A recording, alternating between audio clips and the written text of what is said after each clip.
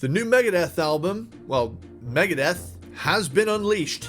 As one of the big four bands of thrash metal, and this album intended to be the final Megadeth album, this is a big deal. Featuring James Lomenzo on bass, Dirk Verbeuren on drums, and Teemu Mantisari on guitar, and obviously Dave Mustaine on guitar and vocals, Megadeth have one last album for us metalheads to enjoy. Is it a worthy disc to wrap up an incredible career, or are they going out on a meh? Let's find out. So starting off with the track Tipping Point, you got an ass-kicking thrasher to kick things off. You got some cool and interesting changes in here. Great opener.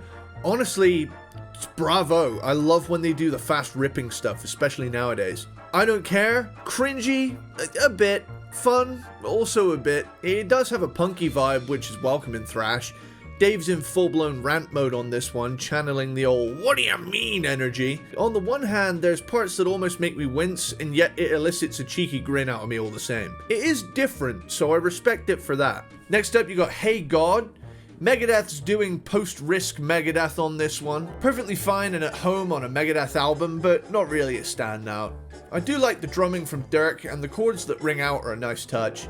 Lead playing is stellar as always. It is Megadeth. Next, you got Let There Be Shred, back in the shreddy thrasher zone. Songwriting is great. Lyrics let it down a little bit though, but he was going for a kind of fun vibe here, so, you know, I can't really complain too much, but we are in the midst of a lot of messed up stuff in the world right now, and I think a song this angry could have hit a lot harder if it utilized maybe, you know, some more gnarly material. I get that it's good to have a fun vibe on songs. I am not against fun songs. Hell, one of my favorite bands is Scatterbrain, but I can't shake the feeling that some of the lines in this feel almost AI generated in their cheesiness. Is it completely ruining the song for me? No. Next up, we got Puppet Parade, a good mid-tempo Megadeth effort, but I am getting a riff blur feeling with modern Megadeth. You know that feeling when a band has a formula and a lot of albums out, and you're not quite sure if they've used a riff before? I get that a lot with modern Megadeth, and it sounds really cool, but it's just lends itself to not being very memorable. Then you got Another Bad Day, lots of melodic leads on this one with your trademark chromatics and evil harmonies.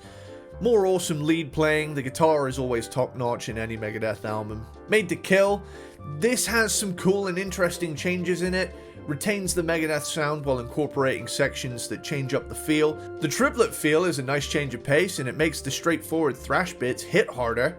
If more modern Megadeth had these kind of turn on a dime changes, it'd be more interesting across the board. Next, you got Obey the Call. I really like the chords ringing out in the riffs and in the chorus. It's a slightly chiller, laid-back rocker, this one, until a rampaging thrash outro solo. Again, that's like an exciting little change there. Then you got I Am War. Interesting riff up there in the higher register. I like riffs that do that. Kind of harkens back to an old school metal kind of feel. And then you get The Last Note. Dave Mustaine's swan song, possibly at least intended in Megadeth. It's a heartfelt song confronting mortality and reminiscing on the last 43 years of Megadeth. After all, these guys aren't getting any younger, and the fact they're still playing this music on stage is a major achievement. I always love to hear a flamenco kind of acoustic thing overlaid onto a Megadeth track too. That always sounds cool. Not gonna lie, I felt a little bit emotional by the end of this, you know, him wrapping it up with that spoken word thing at the end. And as a little bonus, they threw on a little cover of Ride the Lightning by Metallica. The original is always going to be my favorite, but I like what this represents. It's a full circle moment. Dave had a writing credit on this Metallica cut, and with the turbulent history of Metallica and Mustaine, it's nice to see this happen. Hopefully, everything can be put to bed now. There's been things that have popped up here and there throughout the years, and it's just nice to see this moment, you know? In conclusion, all in all, I liked it. I really liked it. While it didn't necessarily break new ground, it's a solid final chapter to the Megadeth discography. Teemu Mantisari's lead playing added a little extra vibrance to the leads to contrast with the rawness of Dave. It's great that Megadeth have always done the tweed and lead thing, as it always allows two distinct players to bounce off one another. The rhythm section too has been stunningly well performed, especially the fills that Dirk Verbeuren is rattling off throughout. James Lomenzo's bass playing is really solid. I'm going to give this one a 7 out of 10. I love the sound Megadeth makes, and even if it's not breaking into my top 10 anytime soon, it's still cool that it exists, and I'm glad it exists.